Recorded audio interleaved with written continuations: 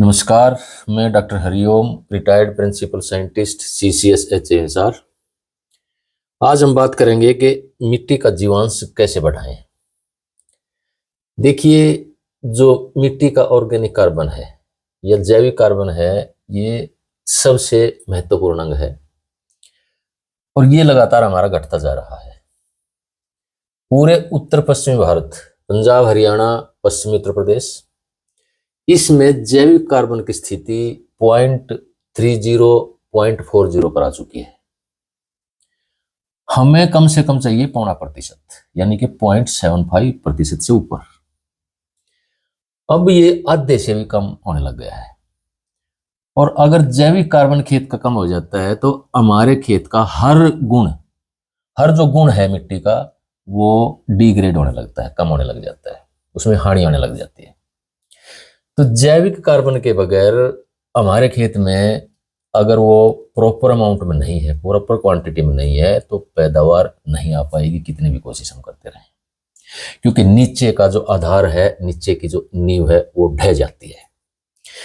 अब जो हम रासायनिक खेती कर रहे हैं लगातार दशकों से, उसमें हमारे वैज्ञानिक प्रमाण ये कहते हैं कि हम दशकों में भी जैविक कार्बन को एक लिमिट से ज्यादा नहीं बढ़ा पा रहे हैं और कोशिश करने के बाद भी जो रिच कैटेगरी है, यानी कि 0.5% से ऊपर है, उसमें ले जाने में कामयाब नहीं हो रहे हैं। केवल संरक्षण खेती या रीजनरेटिव एग्रीकल्चर में ये बढ़ जाता है, लेकिन उसमें पैदावार नहीं आती है, क्योंकि उसमें केमिकल्स यूज होते हैं और केमिकल जहां भी यूज होंगे वहां ऑर्गेनिक कार्बन चाहे बढ़ भी जाए, ये प्रमाण है कि उसमें पैदावार नहीं आ रही है। क्योंकि जो रसायन होते हैं, वो जो मिट्टी के जो बायोजियोकेमिकल साइकिल्स हैं, जिसमें एक लिंक, एक चीज का लिंक या एक प्रोसेस दूसरे प्रोसेस के साथ अनेकों लिंक्स के साथ, बॉन्ड्स के साथ जुड़ा रहता है और हर बॉन्ड में, हर प्रक्रिया में कई तरह के सूक्ष्म जीवाणु और एंजाइम इन्वॉल्व रहते हैं, शामिल रहते हैं। और अगर एक भी सूक्ष्म जीवाणु या एंजाइम बीच में से टूट जाता है, लिंक टूट जाता है, तो वो आगे की प्रक्रियाओं को रोक देता है, जिसकी वजह से पैदावार नहीं आ पाती है। अब रासायनिक खेती में कहते हैं कि ये दशकों में भी नहीं डेवलप हो रहा है। जैविक खेती में भी संभव नहीं हो पा रहा है, क्योंकि जैविक खेती की अपने लिमिटेशंस हैं। उसमें हम गोबर की खाद भी डाल रहे हैं, केंचुए खाद भी डाल रहे हैं, लेकिन एक लिमिट से ऊपर जैविक कार्बन नहीं बढ़ रहा है। उसके कारण मैंने पीछे बताया है और आगे भी कोई वीडियो बनाऊंगा तो उसमें बताऊंगा आपको। लेकिन प्राकृतिक खेती में 1 से 2 साल में ही जैविक कार्बन डेवलप हो जाता है। उसके कारण क्या है कि प्राकृतिक खेती में जो सूक्ष्म जीवाणु हैं और केंचुए हैं, ये दोनों कोवर्कर हैं, यानी कि हमेशा साथ रहते हैं। एक बढ़ता है तो दूसरे की मात्रा भी बढ़ जाती है, दूसरे की संख्या भी बढ़ जाती है। और जब ये जमीन में बढ़ जाते हैं तो इनका जो शरीर है, इनके जो बॉडी टिश्यूज हैं, वो जैविक कार्बन और नाइट्रोजन से ही बने हुए होते हैं। उदाहरण के तौर पर जो सूक्ष्म जीवाणु हैं, सूक्ष्म जीवाणुओं का जो सेल वॉल होती है, यानी कि बाहर की कोशिका की भित्ति होती है, भीत होती है, जो सेल को घेर के रखती है, वो जो भित्ति होती है, वो रेडीमेड कार्बोहाइड्रेट्स की बनी हुई होती है। कार्बोहाइड्रेट्स के साथ कुछ जीवाणु ऐसे होते हैं, उनमें पेप्टाइड होते हैं, पेप्टाइडोग्लाइकेंस होते हैं, यानी कि उनमें प्रोटीन की मात्रा होती है, नाइट्रोजन की मात्रा होती है। तीसरी तरह के ऐसे जीवाणु होते हैं जिसमें लिपिड्स होते हैं कार्बोहाइड्रेट के साथ साथ, यानी कि फॉस्फोलिपिड्स या लिपोपोलिसैकेराइड्स होते हैं। यानी कि जितने भी सूक्ष्म जीवाणु होते हैं या केंचुआ होता है, उनकी जो बाहर का शरीर है, बाहर के जो टिश्यूज हैं, वो एक तरह से भोजन से, यानी कि रेडीमेड जैविक कार्बन और नाइट्रोजन के भंडार होते हैं। उनमें बंडल के बंडल, कह सकता हूं मैं, जैविक कार्बन और यूरिया के भरे हुए होते हैं। अगर हम इनको बढ़ा देते हैं तो खेत का जैविक कार्बन शर्तिया तौर पर बढ़ेगा आपका, और जो जैविक कार्बन बढ़ जाता है तो उसमें ह्यूमस की मात्रा भी बढ़ जाती है। ह्यूमस एक ऐसा कंपोनेंट है खेत का, एक ऐसा अंग है जो अगर खेत में उचित मात्रा में हो जाता है और प्रॉपर अनुपात में हमें उपलब्ध हो जाता है, तो इसमें ऐसी कैपेसिटी है कि ये लगभग 17 के 17 पोषक तत्वों को अपने साथ प्रत्यक्ष या परोक्ष रूप से बांध कर रखता है और जरूरत के अनुसार पौधे को समय समय पर ये उपलब्ध करवाता रहता है। इसके अलावा जो हुमस है, ये जब जड़ों के पास रहता है तो जड़ों के आसपास ये पीएच को कम कर देता है। अब जो उत्तर पश्चिमी भारत की जो पीएच है वो 7.5 से ऊपर जा चुकी है, या कुछ जमीनों की 8 से भी ऊपर जा रही है, और नमक की मात्रा इसमें बढ़ती जा रही है, चाहे इसमें सैलिनिटी है चाहे एल्कलिनिटी है। और जब उमस बढ़ जाता है जड़ों के आसपास तो वो पीएच को कम कर देता है, क्योंकि उसमें एसिड रिलीज होते रहते हैं और उसके अंदर जो सूक्ष्म जीवाणु और केंचुए हैं उनके अंदर से भी चिपचिपे पदार्थ बाहर निकलते रहते हैं, और एक्स्ट्रा सेलुलर पॉलीसैकेराइड्स और दूसरे कंपोनेंट्स वो सेक्रीट करते रहते हैं, जमीन में निकालते रहते हैं, जो जड़ों के आसपास मिट्टी को बांध के रखते हैं और साथ के साथ मिट्टी को समय के अनुसार, जरूरत के अनुसार पोषक तत्वों को उपलब्ध करवाते रहते हैं।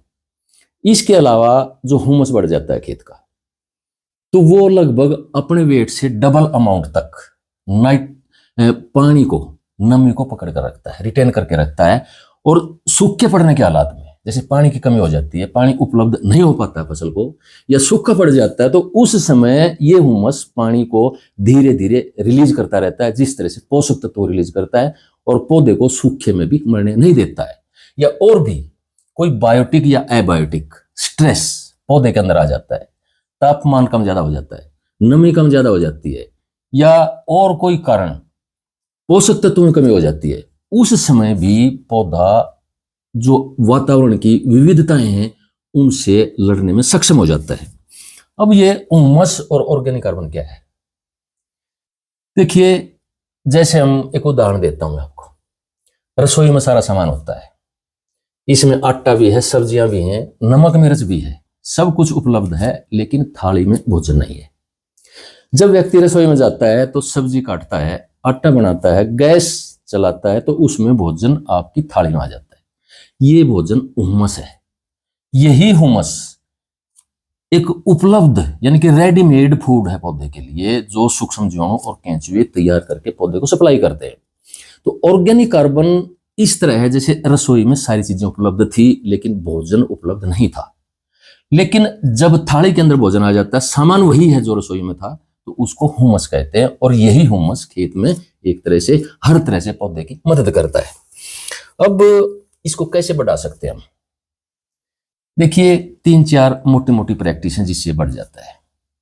एक तो यह है कि हमें ये मानना होगा, अब आगे विज्ञान ने भी सिद्ध कर दिया है, इसको साइंटिस्टों ने सिद्ध कर दिया है कि मिट्टी की कम से कम जुताई करें हम, खेत की कम से कम जुताई करें, और ज्यादा गर्मी है तो उस समय खेत को ना खोल लें, क्योंकि ज्यादा तापमान के कारण जब तापमान 35 डिग्री से ऊपर चला जाता है तो खेत का 45% जैविक कार्बन उड़ जाता है, और जब जैविक कार्बन उड़ता है तो साथ के साथ नाइट्रोजन बीज के साथ बंधा रहता है, वो भी हवा में चला जाता है, या पानी के साथ बह के खेत से बाहर चला जाता है, या जड़ों से नीचे वाटर टेबल में चला जाता है।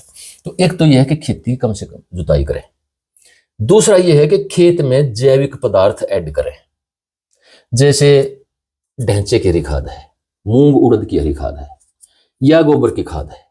जबकि प्राकृतिक खेती में ज्यादा गोबर की खाद डालना सिफारिश नहीं की जाती है, लेकिन अगर हम इसको डालते हैं एक निश्चित मात्रा में खेत में डालते हैं, एक थोड़ी मात्रा में खेत में डालते हैं, प्राकृतिक खेती में ज्यादा डाली नहीं जाती है, तो उससे भी क्या होता है कि जैसे हरी खाद है या जैविक पदार्थ है, वो सूक्ष्म जीवाणुओं का भोजन है, उनको लेकर के सूक्ष्म जीवाणु पनपते हैं, मल्टीप्लाई करते हैं, और जब साथ के साथ जब मरने लगते हैं, वो हर 10 से 20 मिनट में डबल होने लगते हैं और साथ के साथ मरने भी लगते हैं। और वो सूक्ष्म जीवाणु केंचुए जब मरते हैं तो वो उनके शरीर में जो न्यूट्रिएंट उपलब्ध है वो हुमस के रूप में पौधे को उपलब्ध हो जाता है, और वही हुमस के अंदर सारे तत्व जैसे मौजूद रहते हैं और पौधे को सप्लाई होती रहती है।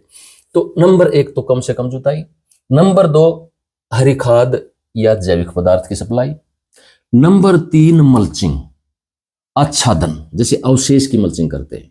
अवशेष की जब खेत में मल्चिंग करते हैं तो उससे क्या है, एक सूक्ष्म पर्यावरण बनता है पौधे की जड़ों के पास, उचित नमी बनती है, उचित हवा बनती है, पीएच उचित बनती है, तो तापमान उचित बनता है, तो उसको सूक्ष्म पर्यावरण कहते हैं, जिसकी वजह से सूक्ष्म जीवाणु मल्टीप्लाई करते हैं। केंचुए भी एक नीचे से ऊपर आ जाते हैं, जब ज्यादा ठंड हो जाती है, ज्यादा गर्मी हो जाती है, तो केंचुए नीचे चले जाते हैं। लेकिन जब हम अवशेष यूज करते हैं, मल्चिंग यूज करते हैं, तो ऊपर सतह पर वो आ जाते हैं, और जब ये मल्चिंग गलती है तो खाद के रूप में खेत में ऐड हो जाती है और ऑर्गेनिक कार्बन को बढ़ाती है और सूक्ष्म जीवाणुओं की संख्या को बढ़ाती है। इसके अतिरिक्त बायोडायवर्सिटी है। इसमें क्या है कि हम कई तरह की फसल लेते हैं, कई तरह की फसल जब ऊपर लेते हैं तो नीचे भी कई तरह की जड़ों में कई तरह के सूक्ष्म जीवाणु मल्टीप्लाई करने लगते हैं और खेत में सूक्ष्म जीवाणु की मात्रा बढ़ने लगती है। इसके अतिरिक्त जैसे ड्रिप इरिगेशन है, स्प्रिंकलर इरिगेशन है, इनमें भी वापसा का निर्माण होता है, यानी कि सूक्ष्म पर्यावरण बनता है, जो हवा और नमी का जो प्रॉपर अमाउंट है वो पौधे को उपलब्ध होता रहता है और जरूरत के अनुसार उसकी पैदावार होती रहती है।